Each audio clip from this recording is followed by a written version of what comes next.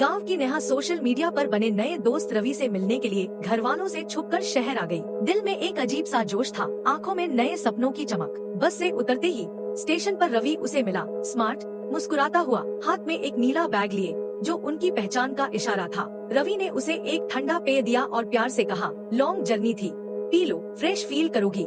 नेहा ने बेझिझक बोतल से घूंट भरा। कुछ ही मिनटों में उसे सिर भारी लगने लगा, आंखों के आगे अंधेरा छाने लगा। होश आया तो नेहा खुद को एक अंधेरे कमरे में पाई, हाथ पैर बांधे हुए। सामने कुछ अजनबी पुरुष खड़े थे, उनकी निगाहें किसी दरिंदे से कम नहीं लग रही थी। एक आदमी लैपटॉप पर कुछ टाइप कर रहा था, स्क्रीन पर उसकी तस्वीर के साथ एक कीमत लिखी हुई थी, 1,50,000 रुपए, नई माल, वर्जिन। तभी दरवाजा खुला और एक लंबा चौड़ा आदमी अंदर आया। उसके चेहरे पर एक अजीब संतुष्टि थी, जैसे कोई सामान खरीदने आया हो। उसने बेल्ट खोलते हुए कहा, पहले क्वालिटी चेक करता हूँ, फिर पेमेंट। अगले ही पल दरवाजे के बाहर से एक तेज धमाका हुआ। कुछ ही सेकंड में नकाबपोश लोग घुस आए और अपराधियों को धड़ाधड़ गिराना शुरू कर दिया। नेहा घबराई हुई थी, लेकिन उसकी नजर एक आदमी पर जाकर टिकी, वही लंबा चौड़ा आदमी जिसने बेल्ट खोली थी। पर अब उसकी आंखों में हवस नहीं, बल्कि गुस्से की आग थी। उसने एक गुंडे को उठाकर खिड़की से बाहर लटका दिया। डीलर्स का अगला ठिकाना कहाँ है? डर के मारे आदमी चिल्लाया, गोदाम नंबर 7, पुरानी फैक्ट्री, रात 2 बजे। उस आदमी ने बिना पलक झपकाए उसे छोड़ दिया। वह चीखते हुए नीचे गिरा। अब नेहा को समझ आया, यह आदमी कोई दरिंदा नहीं, बल्कि पुलिस का अंडरकवर एजेंट था। नेहा की आंखों में आंसू थे, लेकिन इस बार डर के नहीं, बल्कि राहत के। ऑपरेशन ब्लैकनेट पूरा हो चुका था। पुलिस ने गैंग को पकड़ लिया और नेहा को घर भेजने की तैयारी होने लगी। जाते जाते उसने उस आदमी से पूछा, आपका नाम क्या है? वह मुस्कुराया, नाम जरूरी नहीं, पर अब से हर लड़की सावधान रहेगी, बस यही काफी है।